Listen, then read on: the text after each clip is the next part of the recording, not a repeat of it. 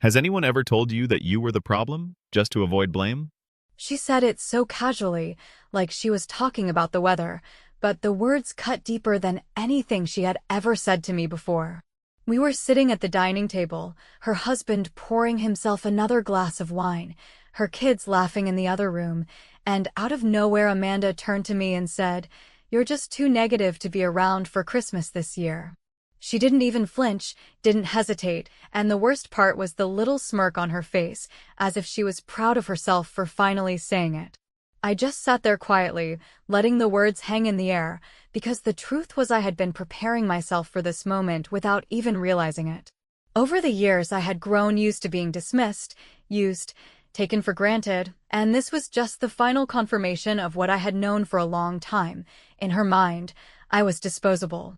The silence stretched on, and for a moment she looked uncomfortable, like she had expected me to argue, to defend myself, to fight for a place at that table. But I didn't. I stayed quiet, sipping my drink, nodding slightly as if her comment meant nothing. Inside, though, I felt a heat rise in my chest, not the kind of heat that makes you explode right away, but the kind that simmers low and steady, the kind that fuels something much bigger than an argument. I looked at her children running in and out of the living room with their new phones and expensive shoes, the same children whose school payments I had been quietly covering for the last 3 years, and I thought to myself, you really don't get it, do you?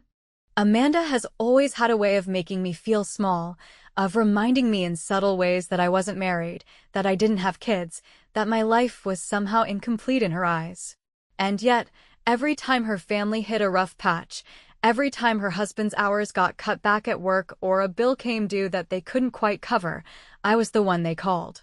I was the one who handled the late payments, who signed the checks for their insurance policies, who made sure the school never called about overdue tuition. I told myself I was doing it for the kids, because they didn't deserve to suffer for their parents' irresponsibility, but deep down I knew I was also doing it because I craved the connection, the sense that I mattered to someone. Hearing her dismiss me as too negative felt like the final betrayal. She had no idea how many times I had stayed up late balancing her family's bills, making sure no one got dropped from coverage, making sure the tuition cleared on time so her children wouldn't be embarrassed. She had no idea how many vacations she had bragged about on Facebook that I had indirectly funded by taking care of the less glamorous, invisible responsibilities she never wanted to face. And now, suddenly, she decided that I wasn't worth a chair at the Christmas table? I let her words play over in my head while I sat there, pretending to scroll through my phone, pretending to ignore the awkward glances from her husband who clearly knew she had crossed a line. She expected me to break, to lash out, maybe even cry, but I didn't. I just thought about how much power she thought she had, how she assumed she was in control of everything, when in reality, she had built her whole life on the foundation I quietly provided. Without me, her family's comfort and security would crumble faster than she could ever imagine. So I smiled a little to myself, not the kind of smile anyone else could see, but the kind that comes when a plan begins to form. If she wanted me gone, then fine, I could be gone. But I wouldn't just disappear from her life, I would disappear from every corner of support I had ever provided. She wanted me out of Christmas because I was too negative? Let's see how positive her holiday spirit feels when the school calls about unpaid tuition, when the insurance company drops their coverage, when the safety net she never thanked me for suddenly vanishes without a trace. I stayed quiet all through dessert, nodding and laughing in the right places, making sure no one suspected the storm that was brewing inside me. I hugged the kids goodnight, waved politely to her husband, and walked out the door without saying another word about Christmas. As I got into my car, the weight of her insults still heavy, but now sharpened into something else entirely, I thought to myself, if I'm too negative to sit at her holiday table, then I'll show her just how positive life feels when the one holding it all together steps aside. And with that thought, the plan began to take shape in my mind, quiet and steady, waiting for the perfect moment to unfold. When I finally got home after that dinner where my sister decided I was too negative for Christmas, I did what I always do when someone tries to tell me who I am. which is to sit quietly with the ugly feeling until it settles enough for my brain to start sorting facts from noise, and the facts lined up in a neat little row that did not flatter anyone involved. Starting with the years I had spent as the silent treasurer of her life, the person who took the late-night calls about an overdue premium, the person who memorized customer service menus and knew which button got a human faster, the person who kept the embarrassing parts private because I thought that was what family did. It is funny, in a bitter way, how the work that keeps a family from falling apart is never the kind anyone celebrates, because no one posts about the time you sat on hold long enough to hear the same scratchy jingle loop into your dreams, or about the day you negotiated a reinstatement fee down because you knew the language of risk and grace, and certainly no one brings a cake when you quietly pay a tuition invoice so a child does not have to hear their name read off a list in homeroom. They only notice when the machine stops humming, and by then it is already too late for gratitude. I opened my laptop like I was clocking in for the late shift at a job that never pays in thanks, and the bookmarks told the story better than any argument ever could. Because there was the insurer portal with my name listed as the policyholder for the family plan we set up back when my sister's credit score was limping, and she asked me, almost whispering, if there was any way to bundle them under something stable until they caught up, and there was the school's payment center with my profile set as the responsible party for tuition and activities and those little fundraising pledges that creep into the cart when you are not watching, and there were the reminders I had created on my phone to approve the automatic pulls. Reminders that dinged at odd hours, because I work odd hours and money moves when it needs to. I scrolled through old emails and found the trail of pleases and thank yous and "will pay you back next month" messages that had a way of stretching into next season. And I remembered the conversation where my sister told me with a straight face that I was being controlling when I asked for a basic budget, so I would know what was coming, as if wanting a plan made me the problem and not the person trying to keep the lights on. And I will admit that I swallowed my pride that day because the kids were hovering in the doorway, and I did not want them to see me as the reason their parents were upset. There is a part of me that still wants to explain every decision I ever made on her behalf, to tell a courtroom in my head how each choice was the least dramatic option available, how I paid a medical bill because a denial letter had been ignored too long, how I merged their auto policy into mine because the premium plummeted and the coverage improved, how I set tuition to auto because the late fee was nasty, and there is nothing uglier than a school that talks about community while charging penalties like a loan shark. Yet the truth is that explanation is just a way of asking for a kindness that was never coming. I clicked into the insurer account, and there it was, plain as the day she decided to lecture me about attitude, my ownership of the plan, my card on file, my address for notices, my authority to change or cancel or move them to a different tier. And it struck me that for all the years I let her narrate me as a burden, the reality was almost comical, because I had become the quiet infrastructure of her household, the person she did not invite to Christmas while expecting the invisible scaffolding to hold through the new year like magic. I thought about the kids, and I thought about the line between protecting them and enabling the chaos that makes their future smaller, and I hated that the line never sits still, and I hated that I was the only adult in this family who ever tried to draw it. And I hated that the drawing never earned me respect. It only made me a target for jokes about how serious I am, which might be the most boring insult on earth when you are the one who remembers to renew the thing that keeps a broken wrist from wiping out a rent payment. I let myself replay my sister's voice, that little chuckle tucked into the word negative like she was handing me a diagnosis, and I asked myself whether being honest about risk is negativity or simply adulthood. Whether saying no to magical thinking is cruel or necessary, and whether a boundary is still a boundary if it never changes anyone's behavior because you are too soft to enforce it, and the answers lined up like dominoes begging to be tipped. So I opened the school portal and confirmed what I already knew, that the recurring tuition was authorized by me, that the emergency contact was me, that the point of failure would be me if I kept allowing the story to run on this loop where I am the villain for not smiling while I fix what other people break, and for the first time in a long time I felt something like calm. Not the sugary kind where you pretend it does not bother you, but the sturdy kind that comes from naming the truth and letting it stand on its own 2 feet. I took a breath and pictured the rest of the month without the quiet transfers and the quiet approvals and the quiet scrambling that always lands in my lap. And I felt the discomfort rise because it always does when you stop rescuing people who are used to being rescued, and then I pressed the feeling down just enough to ask a better question, which was who would I be if I kept carrying this forever? And the answer did not look like a life I wanted to live.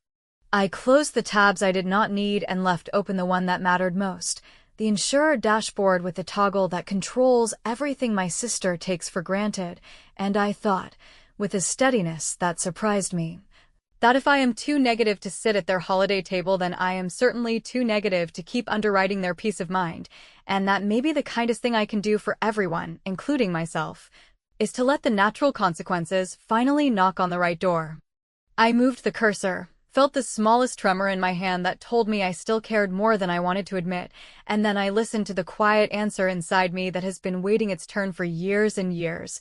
And I decided that when the sun comes up, I will make the first cut clean and undeniable, because if a lesson needs to land, it should not wobble on the way down, which is why I am starting with the insurance.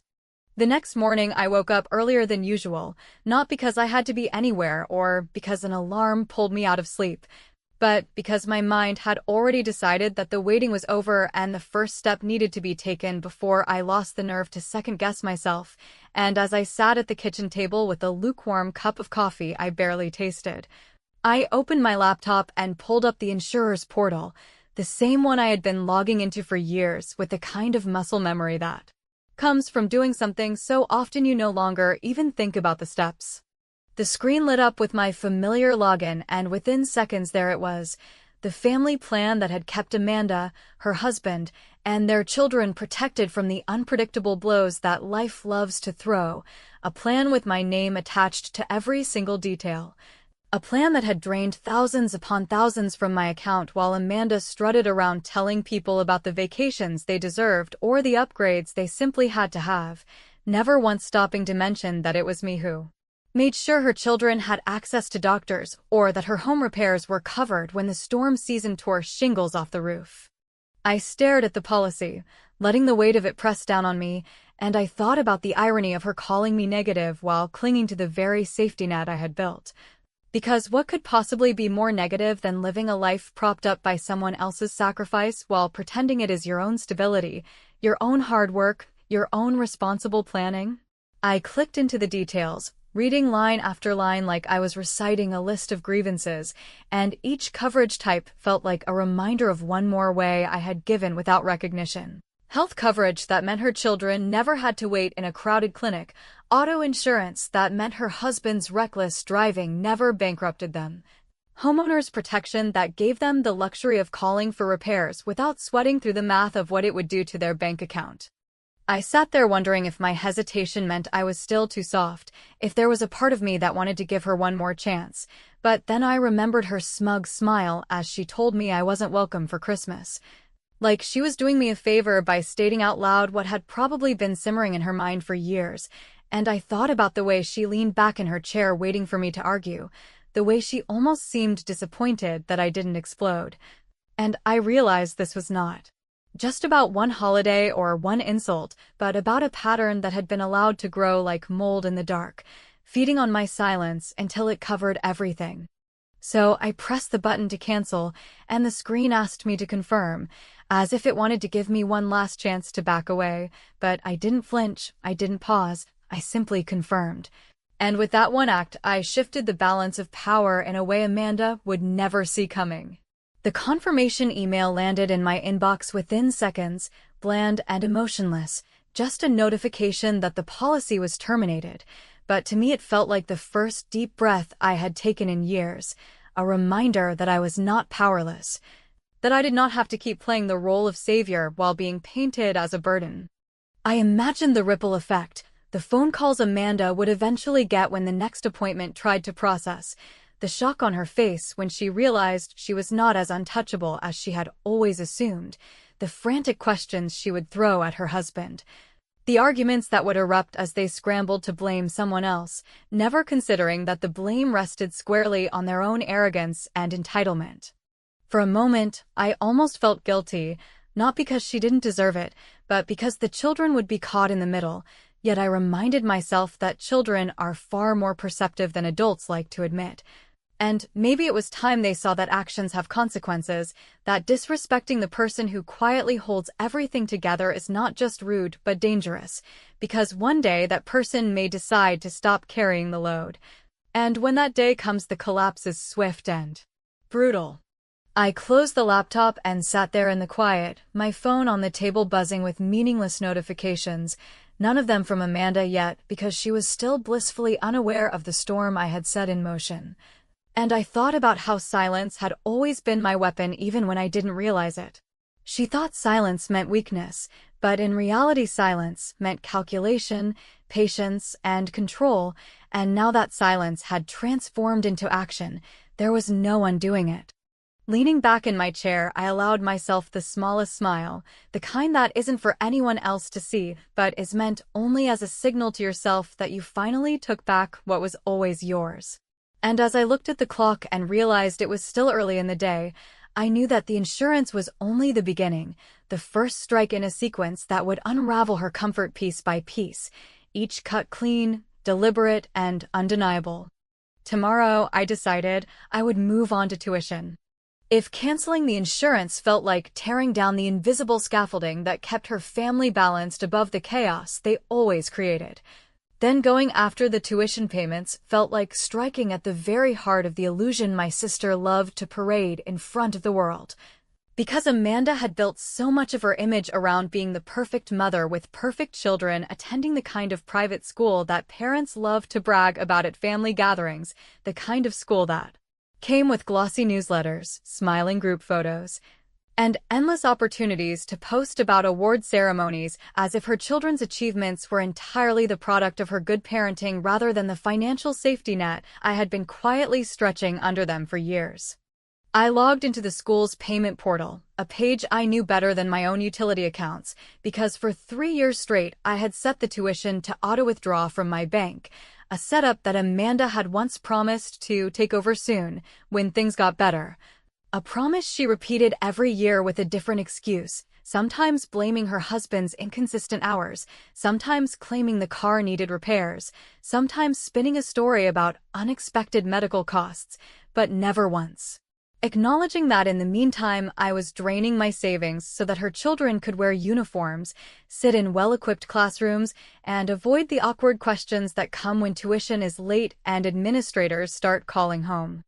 I sat staring at the payment history, scrolling through rows of charges that read like a timeline of sacrifices I had made in silence, every monthly installment a reminder that I had chosen to protect her children's dignity at the expense of my own freedom. And with each line my resentment grew heavier, not because of the money itself, but because Amanda had the audacity to call me negative while living in a world I kept artificially positive for her, a world where her children never had to worry about losing their place among their peers, where late fees never piled up, where she could strut through school fundraisers with her head high while pretending she was the one who kept the ship afloat. The cursor hovered over the cancellation button, and I felt that familiar tremor of hesitation that comes whenever you decide to finally enforce a boundary after years of being walked over. But this time I didn't let it linger. Because I remembered her words at the Christmas table, the way she dismissed me in front of her husband like I was a piece of clutter she could toss out when she no longer needed it, and I thought about how bold you have to be to insult the very person financing the illusion of your stability. So I clicked cancel, and the system prompted me to confirm, asking if I was sure I wanted to disable automatic payments, as if even the portal understood the gravity of the choice, and I pressed yes with a clarity I had not felt in years. Within seconds the confirmation appeared, a dry little notification that meant nothing to anyone outside that screen, but to me it felt like slamming shut a door I had held open far too long. For a few hours nothing happened, because Amanda was still wrapped in her bubble of ignorance, but by afternoon my phone started lighting up with texts, at first small and almost polite, "Hey, did you maybe forget to run the tuition?" Followed quickly by more urgent ones when the school must have called her to explain the payment hadn't gone through. I watched the messages stack one after another, her tone shifting from confused to panicked to accusatory, until finally she left a voicemail demanding I fix it immediately because the school is strict about deadlines and you know how they are with late fees.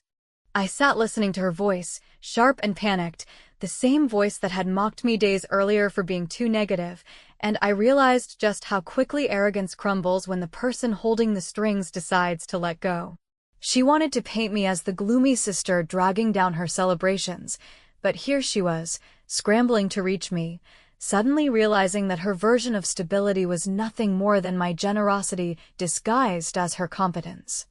I placed my phone face down on the table, letting it buzz and rattle against the wood as more messages poured in, and I thought about how satisfying it felt to finally do nothing. To sit back and watch her experience the natural consequences of years of entitlement. There was no screaming on my end, no dramatic confrontation, no need to justify or explain. There was only silence, the kind that speaks louder than any argument, the kind that forces people to confront the reality they've been hiding from.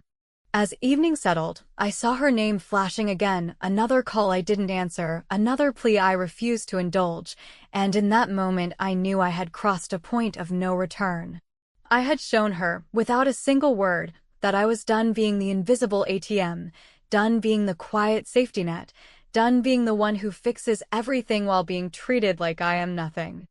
And as I shut off the ringer, letting the phone rest in silence, I whispered to myself the truth that had been waiting to be said for far too long. If she thought I was too negative for Christmas, she was about to discover just how negative life feels when the support she mocked vanishes overnight.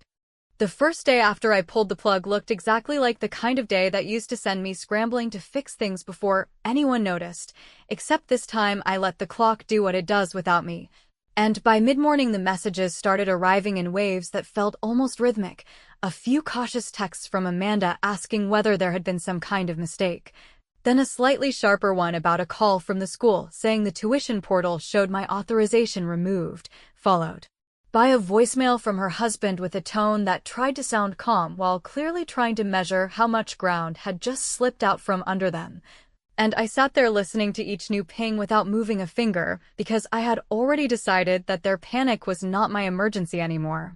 By early afternoon the school left a polite message of their own, the kind that sounds like it was written by a lawyer and recorded by a receptionist, confirming that they had updated their records per my written request and that all communication and billing would now go directly to the parents on file, which was exactly what should have been true all along. And I replied to that one with a formal acknowledgement because when you finish a role you do not plan to resume, you close the files neatly and you lock the drawer, and then you give the key back to the person who should have been holding it the entire time. The insurance company followed with a confirmation that coverage had ended on the date I selected and that any attempts to access the account would require the new policyholder to provide proof of identity. And I read that email twice because it felt like reading a certificate of release, the language dry and precise, the kind of language that does not ask you how you feel about your decision because it is not interested in guilt or second thoughts, only in what is on paper and what was on paper now said that I no longer carried the risk that kept me awake at night while other people slept soundly on my caution. Amanda's tone shifted by evening, sliding from confusion into indignation and then into weaponized sentimentality, all the greatest hits in the family playlist returning like a cover band that does not know how to stop. The "oh come on you know this is for the kids," the "how could you do this right before the holidays," the "if anything happens it will be on you." And I let each line pass through me without taking root because I had finally accepted that the only reason those words ever worked on me was that I was trying to be seen as good by people who did not actually want me. They only wanted what I could provide without complaint. I drafted one email that took me longer than any check I ever wrote for them, a single message addressed to Amanda and her husband that was careful, factual, and impossible to twist, with copies of every relevant confirmation attached.